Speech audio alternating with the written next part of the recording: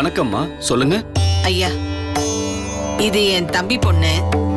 இவளுக்கும் என் பையன் முத்தரசனுக்கும் கல்யாணம் முடிக்கலான்னு கொஞ்ச நாள் முன்னாடி முடிவு பண்ணியிருந்தேன். 2 பேரும் மனசுக்கு பிடிச்சு போய் உயிருக்கு உயிரா காதலிக்க ஆரம்பிச்சாங்க. கல்யாணமும் பண்ணி வைக்கலான்னு இருந்தோம். அப்பதான் எங்க தூரத்து உறவுல வெண்ணிலான்னு ஒரு பொண்ணு எங்க வீட்டு சமயக்காரி மாதிரி தான் இருந்தா. என்ன மருந்து மாயம் பண்ணாலோ இவங்களுக்கு இடையில புகுந்து என் மக முத்தரச மனச மாத்தி அவ கல்யாணம் பண்ணிக்கிட்டா. அடக்கடவுளே, இந்த காலத்துல இப்படி இல்லாம இருக்காங்க. சேச்சே, கேக்குறதுக்கே காது கூசுதும்மா. உங்களுக்கே இப்படி இருக்கே, பக்கத்துல இருந்து பாக்குற எங்களுக்கு எப்படி இருந்திருக்கும்? அந்த நேரம் பார்த்து எனக்கு உடம்பு சரியில்லாம போயிடுச்சு. அதையெல்லாம் அவ பயன்படுத்திக்கிட்டு தான் இப்படி ஒரு வேலையை காமிச்சிட்டா. ஆனா இப்போ எனக்கு ஒரு நல்ல விஷயம் நடந்திருக்குங்க. அவ கொஞ்ச நாளா எங்க இருக்கா எப்படி இருக்கான்னு எதுவுமே தெரியல. அவளா என் மாமாவை விட்டு ஓடி போயிட்டா. அதான் ஆண்டவன் ஒருத்தர் இருக்காருங்கிறது தான் இது காமிக்குது. கடைசியில அந்த பொண்ண சேர்ந்து வாழ முடியாதபடி ஆண்டவன் பண்ணிட்டான், பாத்தீங்கல்ல? அதான் இப்ப அவளும் இல்ல. என் மகனுக்கு மறு கல்யாணம் பண்ணலான்னு யோசிக்கிறேன். இவங்க 2 பேர் ஜாதகத்திலயும் நாள் நட்சத்திரம் பார்த்து ஒரு நல்ல நாள் குறிச்சு கொடுத்தீங்கன்னா நல்லா இருக்கும். தாராளமா பாக்குறேம்மா. 2 பேருடைய ஜாதகத்தையும் கொடுங்க. கொடுக்குறேன்.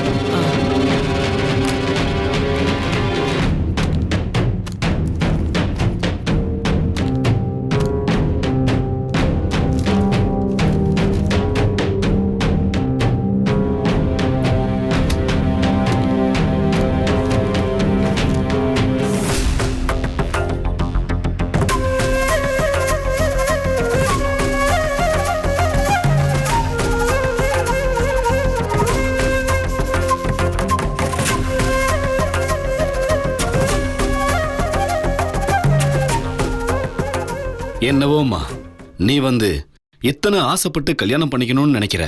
ஆனா உன் ஜாதகத்தை பார்க்கும்போது உடனே கல்யாணம் ஆகிறதுக்கான வாய்ப்பு ரொம்ப கம்மியா இருக்குமா. என்ன சொல்றீங்க? ஆமாம்மா, நீ நினைக்கிற மாதிரி உடனே கல்யாணம் சட்டுன்னு ஆகாது. ஏகப்பட்ட தடைகள் இருக்கு. ஆனா கல்யாணத்துக்கு தடையா அந்த வெண்ணிலா தான் வரணும். அவளே இல்லையே. எல்லாம் சரிதாம்மா. ஆனா ஜாதகத்தை பார்க்கும்போது ஒரு மிகப்பெரிய போராட்டம் நடந்தாதான் இந்த கல்யாணம் நடக்கும்னு ஜாதகம் சொல்லுது. நான் சொல்லலம்மா. ஜோசியரே, நான் என் மாமா மேல உயிரையே வச்சிருக்கேன். என்ன சும்மா நினைச்சிடாதீங்க. நான் பாக்குறதுக்கு தான் சாதுவா தெரியுவேன். ஆனா இந்த கல்யாணம் நடக்கிறதுக்காக நான் எவ்வளவு போராட்டம் வேணாலும் பண்ணுவேன். அதை நான் பாத்துக்கிறேன். சீதா, ஒரு நிமிஷமா. கோவப்படாம கொஞ்சம் பொறுமையா இரு. வணக்கம் ஐயா. வணக்கம்மா, சொல்லுங்க. நான் உங்களை பார்க்கணும். ஏற்கனவே ரோஷினி அக்கா உங்களை ஒரு தடவை பார்த்திருக்காங்க. அவங்க தான் உங்க நம்பர் கொடுத்தாங்க. ஆமாம்மா, அந்த பார்லர் பொண்ணு. சொல்லுமா. ஒரு முக்கியமான விஷயமா உங்களை பார்க்கணும். எப்ப வந்தா சரியா இருக்கும்? எனக்கு ஒரு முக்கியமான அப்பாயின்மெண்ட் இருக்கேம்மா. நான் வெளியே கிளம்பிக்கிட்டு இருக்கேன். இப்போ ஒருத்தருக்கு ஜாதகம் பார்த்துக்கிட்டு இருக்கேன். சும்மா தற்சமயம் ஆபீஸ்ல தான் இருக்கேன். கொஞ்ச நேரத்துல கிளம்பிடுவேன்மா. ரொம்ப முக்கியமான விஷயம். உடனே உங்களை பார்க்கணும். சரி சரி. எவ்வளவு நேரத்துல வருவீங்க? தோ இப்ப 5 நிமிஷத்துல நாங்க வந்துருவேன். சரிம்மா, வாமா.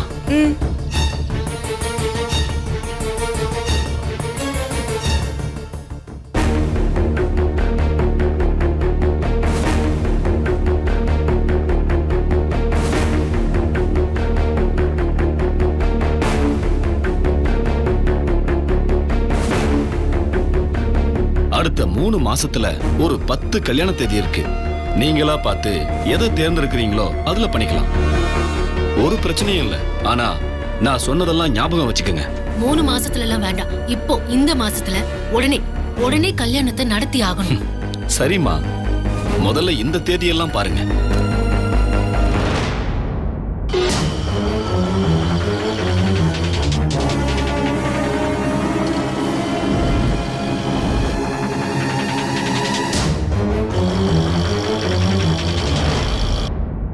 எனக்கு இந்த டேட் ஓகே தான். இதோ நீங்க பாருங்க. சரிம்மா, உங்க 2 பேர் ஜாதகத்துக்கும் அம்சமா இருக்கும். அந்த தேதியிலேயே கல்யாணத்தை முடிச்சிருங்க. நல்லா இருங்கம்மா. அப்ப நாங்க கிளம்புறோம் ஜோசியரே. அத கொடுத்துட்டுமா? இந்தாங்க, நாங்க போயிட்டு வரோம். நல்லதுமா.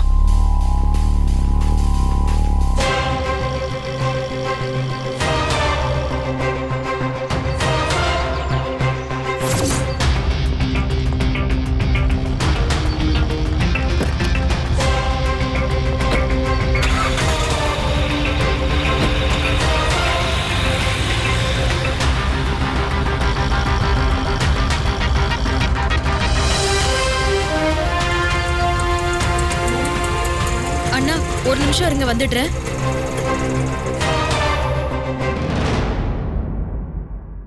வணக்கங்க ஐயா. வாங்க, சொல்லுங்கம்மா. இப்போ கொஞ்ச நேரத்துக்கு முன்னாடி போன் பண்ணிருந்தேன்ல, நான் தான். பேரு வெண்ணிலா. ஆ, ரோஷினி அனுப்புன பொண்ணா? வாமா, உட்காருமா.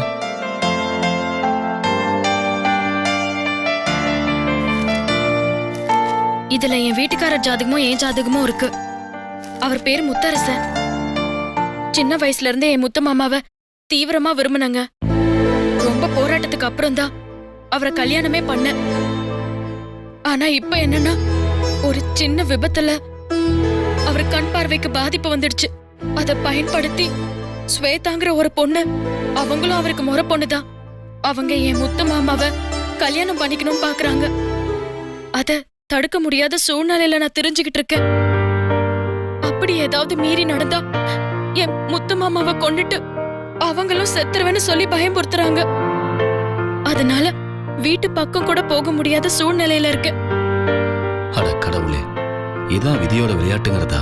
இப்பதான் அந்த ஸ்வேதாவும் நீலாம்பரி அம்மாவும் வந்து வேற ஒரு கதையை சொல்லிட்டு போனாங்க.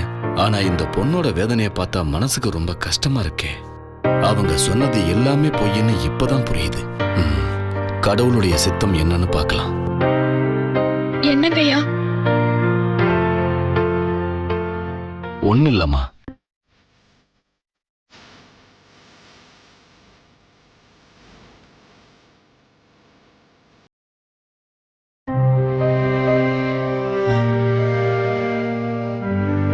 உன் ஜாதகத்தை பார்த்தேன். உனக்கு கடுமையான மாங்கல்ய தோஷம் இருக்கு. அதோட உன் ஜாதகத்துல இருக்கிற நல்ல கிரகங்கள் எல்லாமே வலுவிழந்து இருக்கு. அதாவது சில நேரத்துல உண்மையாவும் கடவுள் பக்தியோட இருக்கிறவங்களையும் அந்த கடவுள் சோதிச்சு பாப்பாரு. அதே மாதிரிதான் உனக்கு ஒரு சோதனை வந்திருக்குன்னு நினைக்கிறேன். அதுக்கு என்னங்கய்யா பண்ணணும்? என்ன பரிகாரம் வேணாலும் பண்றேன். நான் உயிரியே வேணாலும் கொடுக்கறேன். உயிரை கொடுத்துட்டு உன் புருஷன் கூட எப்படிமா சேர்ந்து வாழ்வ? அதெல்லாம் ஒண்ணும் வேண்டாம். ஒரு கடுமையான போராட்டத்துக்கு அப்புறம் தான் உன் கணவனை நீ கைப்பிடிக்க முடியும். ஆனா அதுக்கு நிறைய பரிகாரம் இருக்கு. அதையெல்லாம் விடாம செஞ்சு முடிச்சா கண்டிப்பா நீ உன் புருஷனை தக்க வச்சுக்க முடியும். கண்டிப்பா என் முத்து மாமாவுக்கு கண் பார்வை வரணும். அவர் கூட நான் ஒன்னா சேர்ந்து வாழணும். அது நடந்தா போதும். சரிம்மா, எண்ணம் போல் வாழ்வுன்னு சொல்லுவாங்க. அந்த மாதிரி உன் மனசுக்குள்ள முழுக்க முழுக்க நம்பிக்கையோட இந்த விஷயங்கள்லாம் செய். கண்டிப்பா நடக்கும். சொல்லுங்கய்யா. முதல்ல நான் சொல்றது என்னன்னா, கருப்பண்ணசாமி கோயிலுக்கு மண்குதிரைய செஞ்சு வைக்கிறேன்னு நேர்ந்துக்கோ. முதல்ல அதுக்கான பிரார்த்தனைய பண்ணி மனசார வேண்டிக்கோ.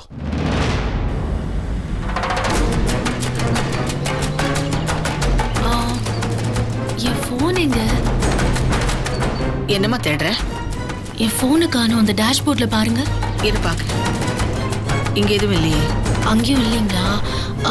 எனக்கு தெரிஞ்ச அந்த ஜோசியர் வீட்லயே மறந்து வச்சுட்டு வந்துட்டேன்னு நினைக்கிறேன். அப்படியா? வண்டி திருப்ப போய் பார்த்துட்டு வந்துடலாம்.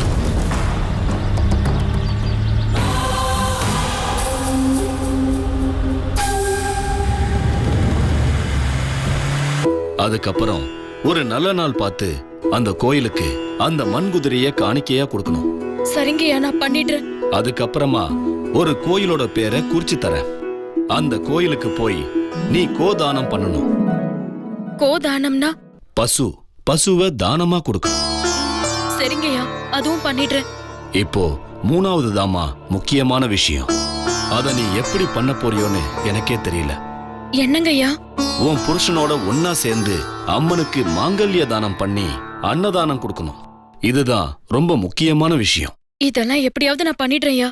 இதெல்லாம் செய்யும் போதே ஒரு மிகப்பெரிய மாற்றம் உன் வாழ்க்கையில உருவாகுமா. அதே மாதிரி வலுவிழந்த கிரகங்கள் ஒரு வலுவான நிலைக்கு தள்ளப்படும். புரியுதா? ஐயா, நீங்க சொல்றதெல்லாம் செய்யறதுக்கு நான் தயாரா இருக்கேன். கண்டிப்பா அதுக்கப்புறம் என் முத்து மாமா கூட நான் சேர்ந்துருவேன் தானே? நிச்சயமாமா. அந்த கடவுளுடைய துணை உனக்கு பரிபூர்ணமா இருக்கு. கவலைப்படாம போயிட்டு வா. நீ நடத்த போறதும் அப்படிப்பட்ட ஒரு போராட்டம் தாமா. அந்த கடவுள் உனக்கு கண்டிப்பா நல்ல வழி காட்டுவாருமா. சரிங்கய்யா, அப்ப நான் கிளம்புறேன்.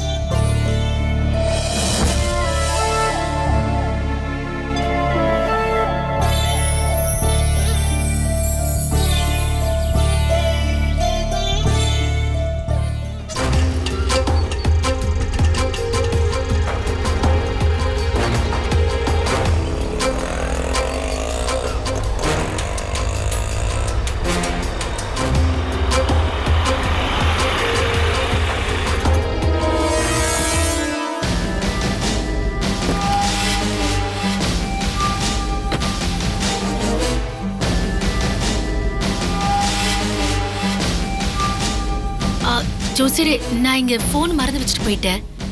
எடுத்துக்கம்மா. ஆ,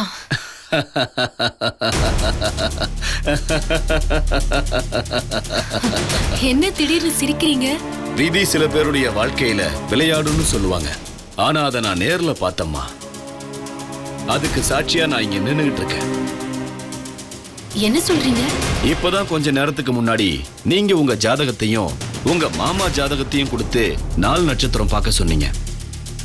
உங்க வாழ்க்கைக்கு குறுக்க வெண்ணிலாங்கிற பொண்ணு வந்துகிட்டு இருக்கான்னு சொன்னீங்க. ஆமா, சொன்னேன். நீங்க சொன்னீங்களே அந்த வெண்ணிலா, அந்த பொண்ணு இப்பதான் அதோட ஜாதகத்தையும் உங்க மாமா ஜாதகத்தையும் தூக்கிக்கிட்டு இங்க நேர்ல ஜாதகம் பார்க்க வந்துச்சுமா.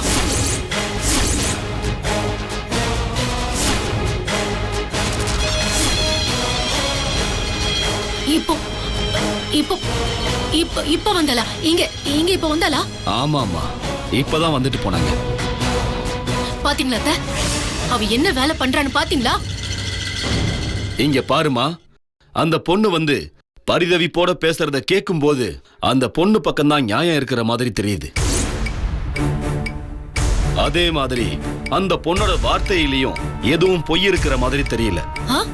என்ன நீங்க இப்படி பேசிட்டு இருக்கீங்க? ஆ?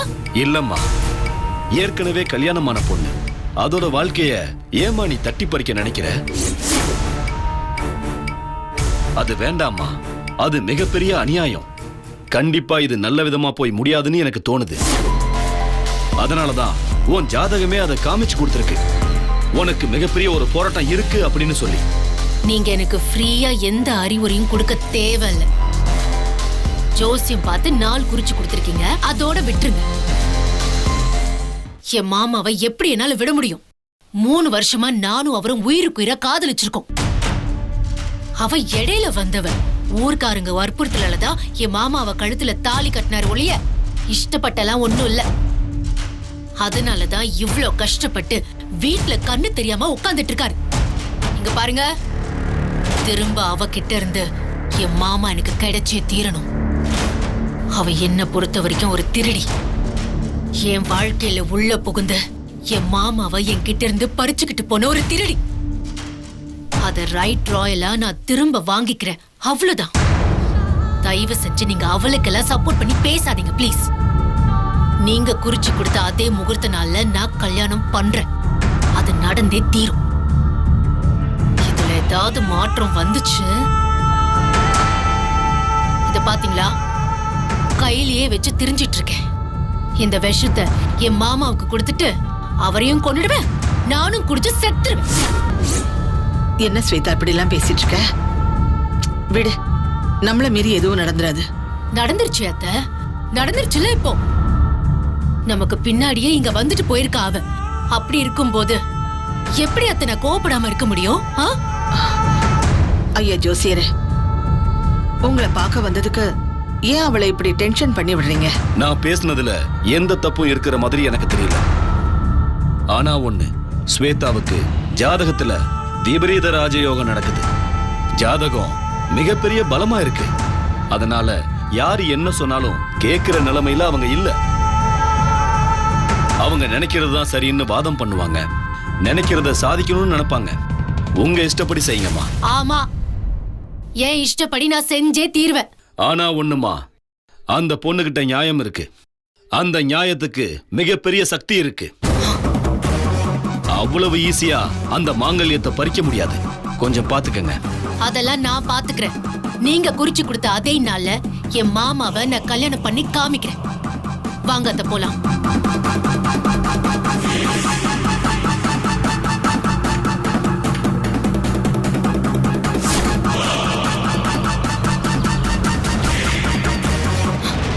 பாத்தீங்களா அத்தை, அப்படியே உடம்பெல்லாம் பச்சை மிளகாய் வச்சு தேய்ச்ச மாதிரி இருக்கு அத்தை.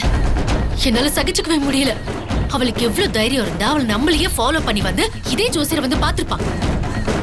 முடியாது அத்தை, முடியாது, விட மாட்டேன். ஜோசியரை வந்து அவ பார்க்கும் போது அவ வேற மாதிரி முயற்சி பண்றான்னு எனக்கு தோணுது. அவ மனசுக்குள்ள ஒரு வைராகியம் இருக்கத்த, அந்த வைராகியத்தை நம்ம உடைக்கணும். அதே மாதிரி அவ கூட இருந்து யாரும் அத்தனை விஷயத்துக்கும் உதவி பண்றாங்க, அவங்களையும் பிரிக்கணும் அத்தை. இதெல்லாம் நடந்தாதான் எந்த தடையும் இல்லாம முத்தரச மாமா கையால நான் தாலி கட்டிக்க முடியும். உடனே மருது கிட்ட பேசி எப்படியாவது அந்த வெண்ணிலாவை சல்லடை போட்டு தேடி கண்டுபிடிச்சு அவளை அடிச்சு வைக்கணும் அத்தை. அப்பதான் என் மனசு ஆறும். சரி சரி விடு, போலாம் வா.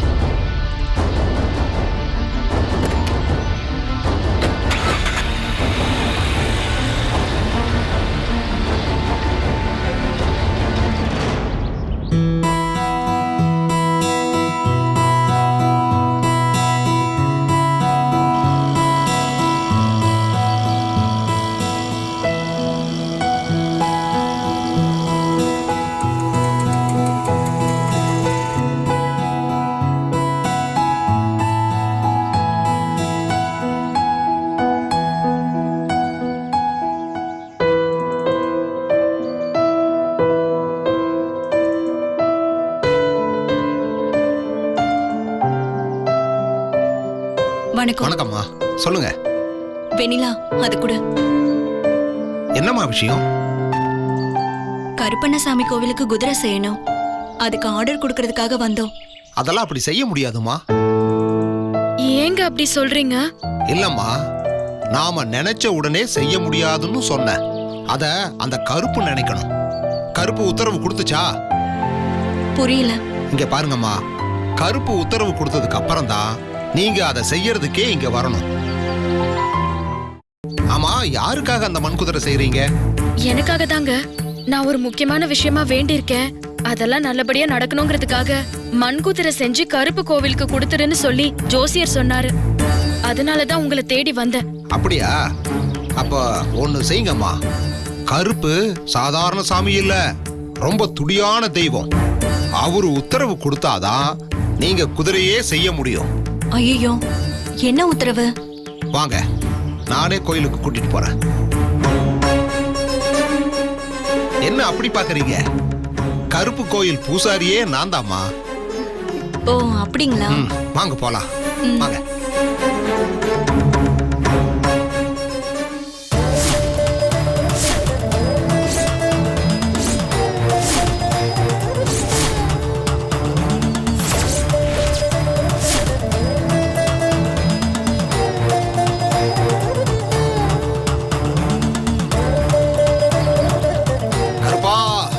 நீதான்ப்பா எல்லாரையும் காப்பாத்தணும். அம்மா, மத்த சாமி எல்லாம் என்ன எப்படின்னு எனக்கு தெரியாது. ஆனா கருப்பன் மக்களோட நண்பன் மாதிரி. இவன் நல்லவங்களுக்கு நல்லவன், கெட்டவங்களுக்கு மகா கெட்டவம்மா. கெடுதல் நினைச்சு இங்க வர்றவங்க ஒரு நிமிஷம் கூட இங்க நிக்கவே முடியாது.